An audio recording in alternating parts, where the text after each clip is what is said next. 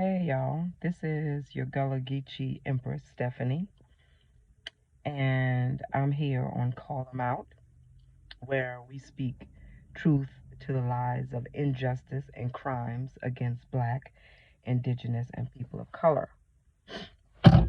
And so I wanted to make a quick video today, that is the question of the day, and I'll get right into it. So, the question of the day is, why is our incarceration rate so high if you have professionally trained attorneys? Is it incompetence? Is it neglect? Is it abuse of power? Is it manipulation? Or is it fraud? Well, because you wanted to hear the truth, I'm going to give you the answer. So, collectively, my personal opinion, also based on research, data that has been collected from scholars, from universities, from private organizations, from 501c3 organizations. The data is there and the numbers are in and they don't lie. So just so that I can express the magnitude of what I'm talking about, I'm just going to give you a few numbers. And this is 2022. So right now, based on my research, the United States of America Incorporated has the highest incarceration rate in the nation. That's all the other countries in the whole wide world. The highest incarcerated rate in the nation. But let me tell you something even further. The amount that the incarceration rate has increased in the United States of America from just 40 years ago has been a 500% increase. Let me say that again. In 40 years, the United States of America has had a 500% increase in their incarceration rate. But here's the other caveat to that.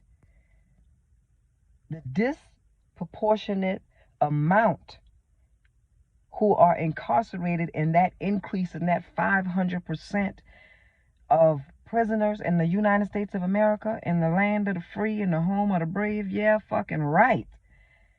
So that 500% came from Black, Indigenous, and persons of color, and from our communities, because this proves that racism still exists. This proves that our criminal justice system is based out of white supremacy, and it still functions as the right hand of white supremacy. They have just been able to change the names in which a thing is called a thing. And so rather than just being outright that you're a slave and we can own you and we can do what we want to do to you and nobody cares, because if we put the term criminal on you, we can stereotype you, we can slander your name, we can talk about you, we can make stuff up, even though you're supposed to be ethical and honest. Tell me, why can prosecutors and attorneys have a legal right to lie? And then they say, oh, they have immunity, you can't sue them, because that's part of the fuckery and the tricks that racism and white supremacy has played and used on Black, Indigenous, and people of color from the time that we came here. So I broke it down into a couple of reasons of why we could explain why incarceration rate is so high. So let's talk about some of those things. Incompetence? I don't know. Did that white privilege get them through law school and through police academy and through wherever they came from and they just gave it to them because they're white? I don't know. Is the incompetence racial based? So you're only incompetent, and I'm just sorry, you have no defense when you're a Black, Indigenous, or a person of color? Is it neglect that you're just going to your board meetings and you're on this legal society and you're this and you're that, and you just neglected that the niggas really don't matter to me, so their case will be fine. Let's just see what it says. I really have no defense for you. Yeah, your defense is that you're intentionally being neglectful by not putting in the diligence and the time, but you're taking the money. And all in the name of justice and equality. You have your advertisement out there, you have your websites, you have your lectures and your seminars, and you have your partners and your firm, and you have all these things. And you tote and doubt on yourself and your accolades and your accomplishments. Well, tell me why the fuck you can't solve the job that you went to school for, which is to defend people. I don't know. I still hadn't figured it out. So let's see. Abuse of power. Yeah, that might be a reason why we have mass incarceration. Because, let me just put all this together. Even if it is or isn't incompetence, you are saying, as a public official in any capacity in the criminal and legal system in America, you are saying that you are of sound mind to make educated decisions. You are not demented, you are not deranged, you don't have Alzheimer's, and you do not have a responsible party over you, because that means you can speak for your motherfucking self, and you know how to read, write, comprehend, you have a college degree, you raise a family, you manage your finances, you do all of these things that take a brain. I'm sure you're not the straw man on Wizard of Oz. If I only had a brain. Maybe the goddamn United States of America criminal justice system just don't have a brain, because you're still stuck in Timbuktu some fucking where, trying to put us in a ditch and a grave, trying to hang us on a tree. I don't know, but you just still don't have a brain. So, I digress. All right, let's see.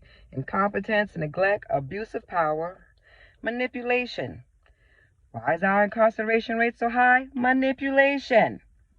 Let me tell you an example. Oh, nigger, listen. I know you want to go home, and I know that's your bro, but if you just say you did it, then we'll let you go. If you just tell on him, then we'll let you go. If you just cooperate and answer a little bit of questions for us, then we'll let you go. Do you know it's legal for them motherfuckers to lie? That's why they say, by any means necessary. Anything you say can and will be used against you in the court of law. They are not lying. That's the one lie that they're not lying about. Which they halfway don't say your rights. They don't usually tell you that. But the ones who happen to tell you that you have a right to remain silent and anything you say can and will be used against you in the court of law. And then in the same breath, they'll say, well, tell me, buddy, what you doing here? Where are you going to? Doesn't that sound like Jim Crow? Where are you coming from? None of your motherfucking business. What did you stop me for? That's how the conversation should go. But because we are still under the same demons of slavery and Jim Crow and racism and white supremacy, these are all the ways that manipulation happens by these actors of the state and the court that are supposed to defend, protect, and serve. Where they do that shit at? Because it sure ain't in the United States of America. Okay, I still digress. Fraud. Oh my God. I don't want to have to read the definition of fraud. Not at all. I don't want to have to read the definition of fraud, because we all know what it is. And what we can say without a shadow of a doubt, that if we go down the list of all of the black bodies that have been killed, maimed, tortured, raped, traumatized, beat, kicked, stomped, spit on, abused in every form and fashion that has ever been possible and available, skinned alive, Nat Turner, every way possible has been used to try to annihilate us and get rid of us. So here's what the fraud is. The fraud is that you say you're the powers to be. The United States of America criminal justice system and the laws that bind us. The Bill of Rights, the Constitution, all of those things. And we're citizens and everybody is supposed to abide by the law. And no one's supposed to be above the law. We there? We still there? Okay. So, if you say, I have a right to vote, I have a right to freedom of speech, I have a right to know who my accusers are, I have a right to know all of the evidence they have in front of me, why in the fuck can 1 out of 10 black, indigenous, and people of color, why they can't tell you that they ain't seen all the shit the state got against them and bringing charges against them? And then another part of the law says, if they don't do that, and they don't give you your due process, and your whole case can be vacated and thrown away and thrown out. But we know that shit don't happen. Because what? The system is padded and protected by white supremacy. And so, of course, they're not going to tell on their fellow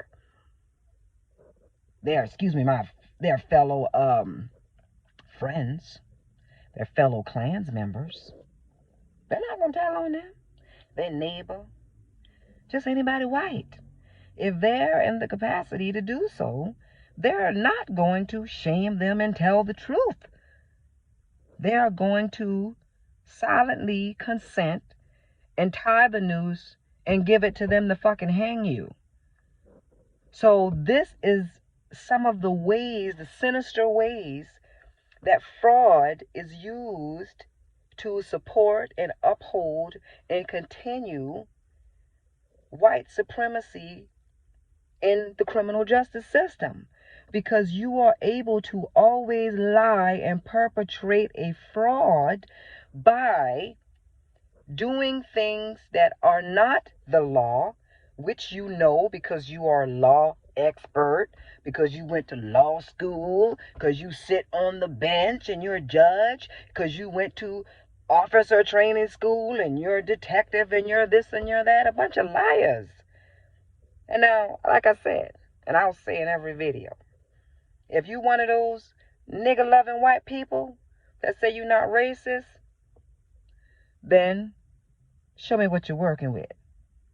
Because silence is consent. And so, if you're not a part of it, then you're sure not making it plain that you aren't a part of it. Because we can't tell as black, indigenous, and people of color, because when it really counts, you don't speak up for us. You don't say that's some dirty shit right there and that's wrong and I will not stand for it.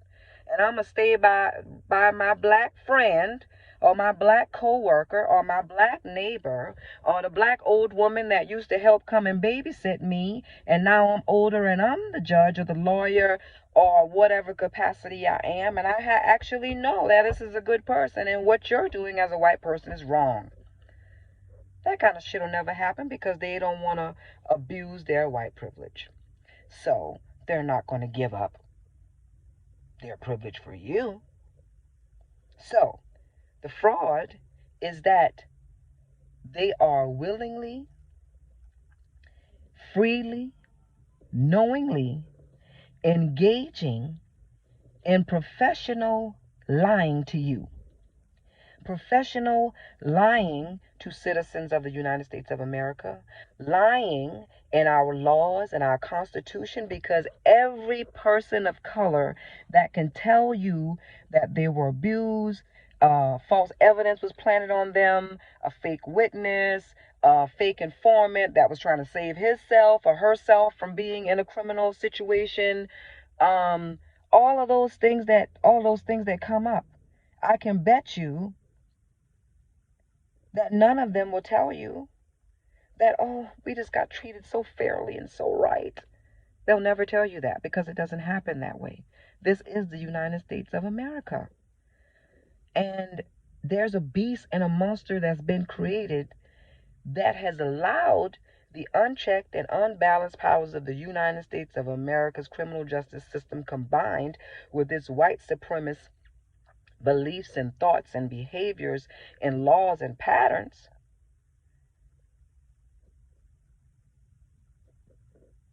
I don't know.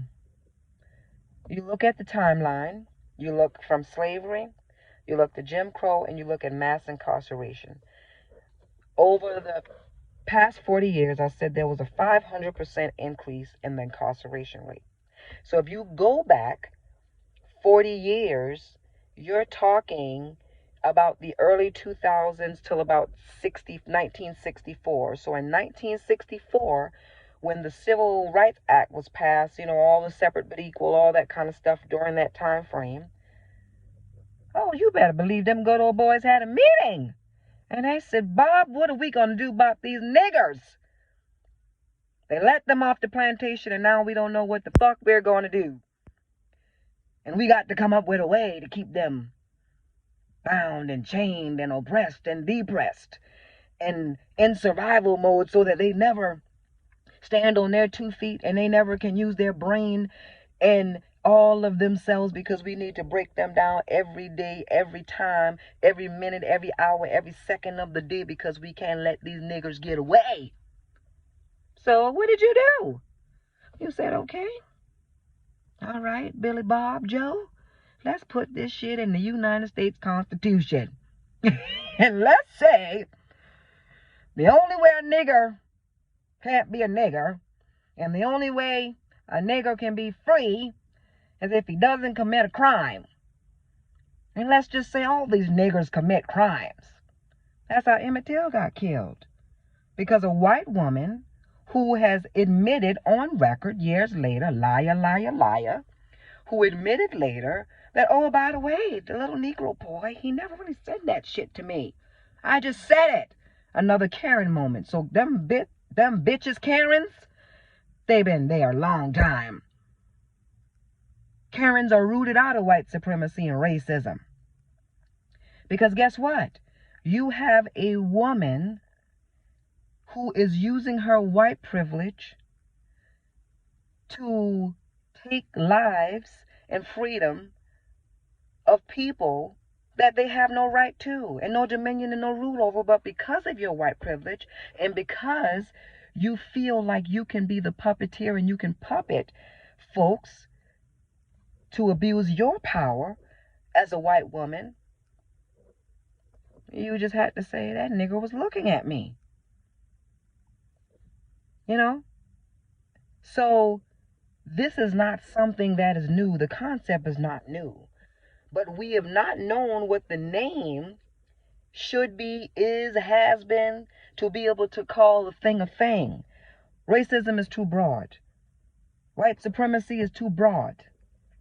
Discrimination is too broad. Injustice is too broad. Because all of these things that I'm talking about exist in every facet and in every system of our society and the nation, and especially in the United States of America. So I'm going to explain something a little bit further, that you got to think about the context of how things happen sometime. And so mass incarceration, of course, like I just said, I went from slavery to Jim Crow to mass incarceration. If you think about it, prior to the civil rights era and, prior to the Civil War, because Black, Indigenous, and people of color were considered second-class citizens, they were considered inferior, and that whites had rule and dominion over any person of color because of the status that they created falsely and that they put you in to brainwash you and to make you feel like you were what they said you were. So mass incarceration was the product of, like I said, what we going to do with these niggers? But more because we don't want them. We tried to send them back to Africa and they won't go. And so now we got to figure out what we're going to do with them. And because we want our blood to stay pure and we don't want those black boys with our white girls, and we don't want any of this race mixing, even though your granddaddy, your great granddaddy, and all of them raped our ancestors to bring these mulatto and mixed children into the world, you don't want what? Okay. So I don't know how that's supposed to go. You don't want black men to touch your white women, but white men were able to touch black women, and you were able to rape us and have 5, 6, 7, 8, 9 children from black women. So I don't know how that's supposed to go. But if there was a status that made us technically inferior, then that means the laws created in the United States of America was never faced with the reality of having to even accommodate us, to even have to think about giving us any rights, because as they would say, the niggas know their place. So if as slaves, people of color knew their place, and now you're too damn smart, and we got to do something about that, the only thing that you could come up with was petty crime, consistent pathological lies of stereotypes, behaviors, patterns, ways of living by black people, black men, black women, black communities. And all of it was orchestrated by you. But what you've done is everything that you've said about black people is actually who you are, who the white race has been, who white supremacy has been. And you've just been able to, as I will always say, control the narrative so that you can say and do what you want to do without any repercussions, because you have nobody to answer to. And you know that the loyalty that the brotherhood has in the United States of America, that you will not break from those ranks. And so the other reasons we have mass incarceration is because you won't break from the ranks. So that means if my great granddaddy was racist, don't you think they passed that down to somebody? Okay.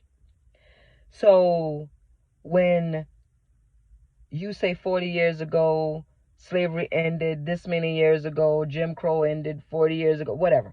You talk about your timelines and you talk about all of this, and they try to say that you're making it up and it doesn't really exist.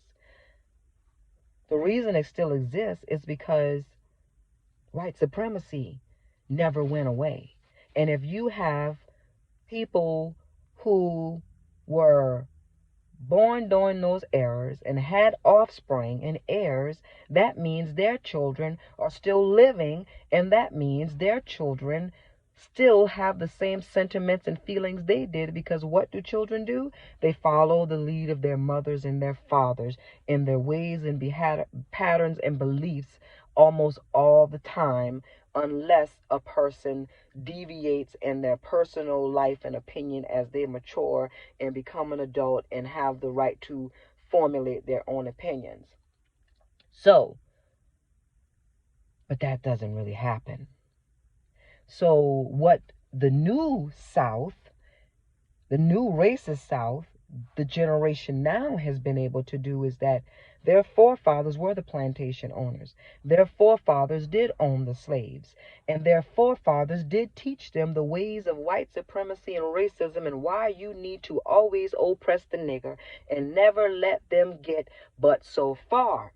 Because if you want to keep your generational wealth, and if you want to keep them in their place, and you want to keep them where you can always be supreme over all other colors in the nation and the world, then we have to keep the status quo.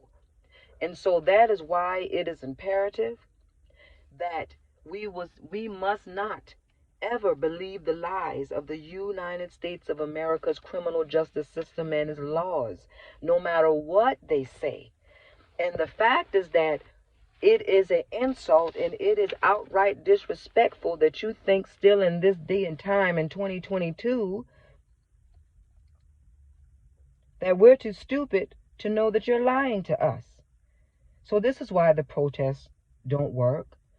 Because it's been too easy for them to lie, for them to hold hands and say, we shall overcome and stand with you. But they know they will not go but so far. And they will never make any real change, have any real action in things that you can see immediately and feel immediately to have a burden relieved off of you.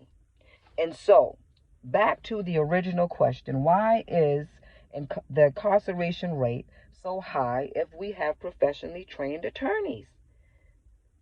Well, now you have the simple answer, because our system was based off of white supremacy.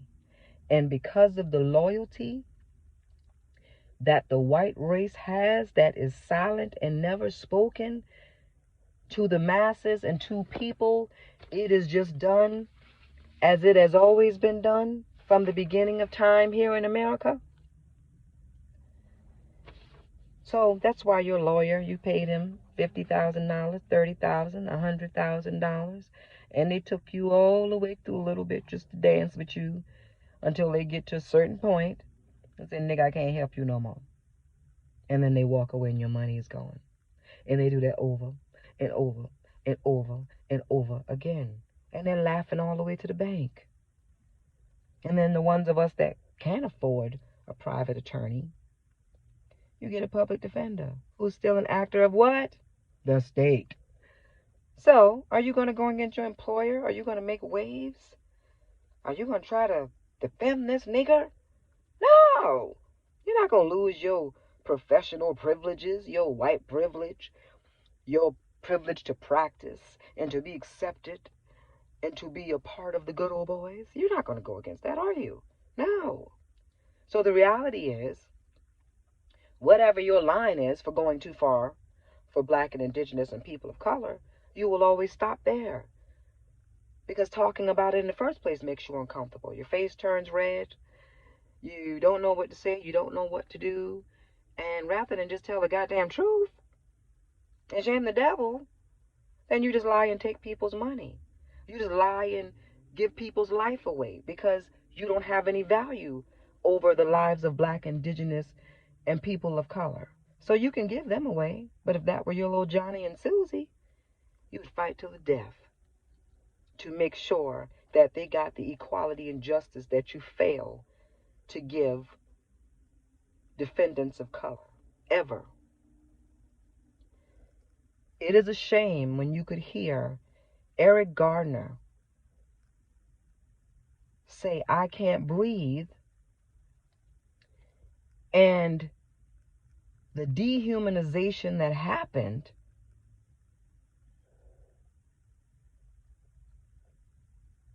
George Floyd, the dehumanization that happened is because it is what is in them, and what is in them, they can't get it out of them because that's who they are.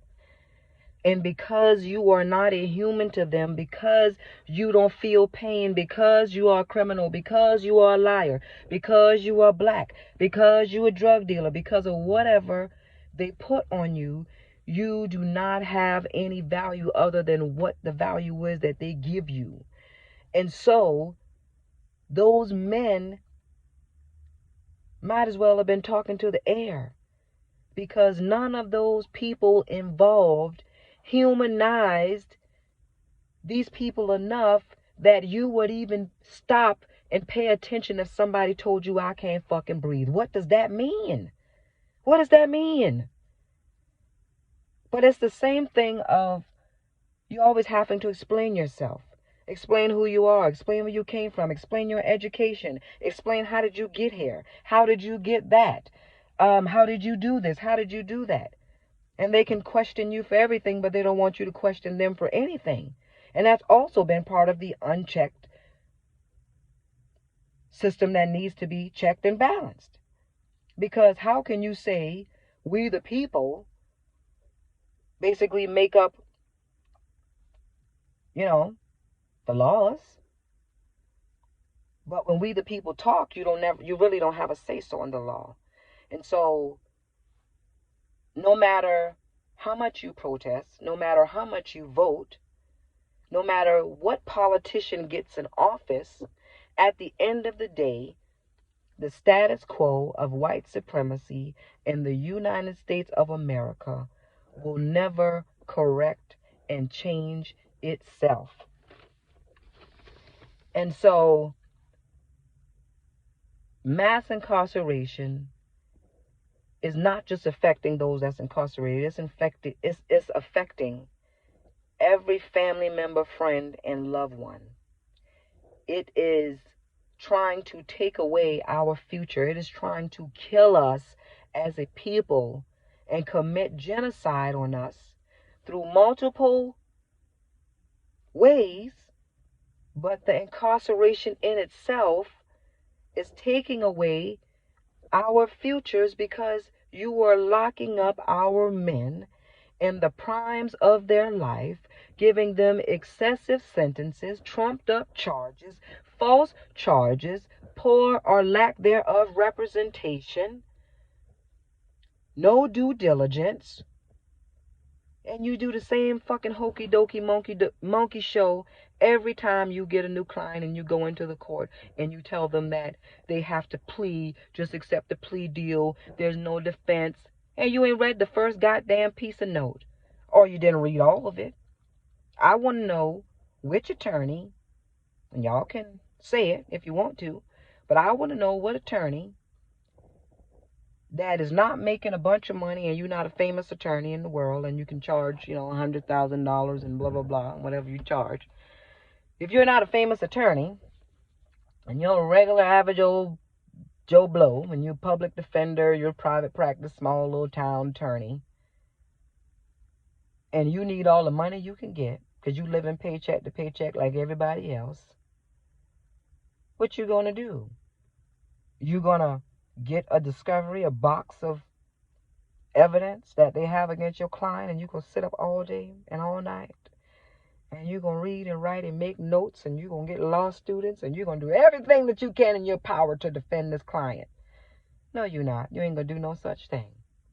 So, in itself, the legal system is a fraud because from the time you come into interaction with any officer of the state, a crime is being committed against you, rather you know it or not, rather you know how to explain it or not, rather you know how to point it out or not, rather you even understand or not. Every time a black, indigenous, and person of color hires an attorney, has an interaction with the law and the criminal justice system, a crime is being committed against you, because I can guarantee you 100% that your due process will be violated.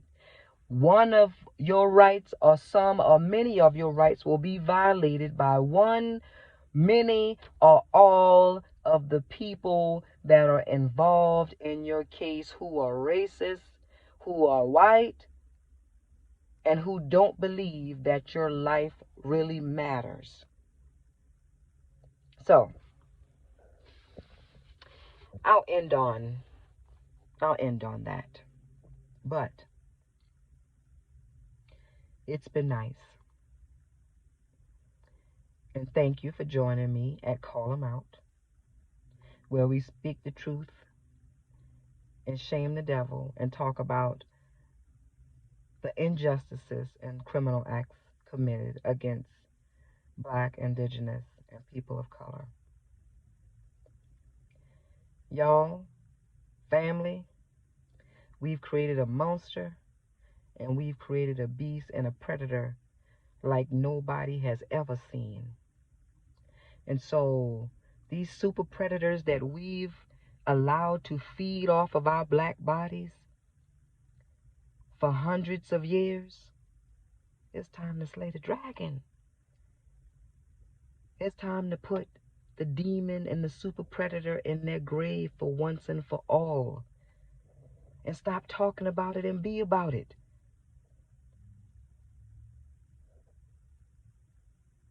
There you go. See you next time.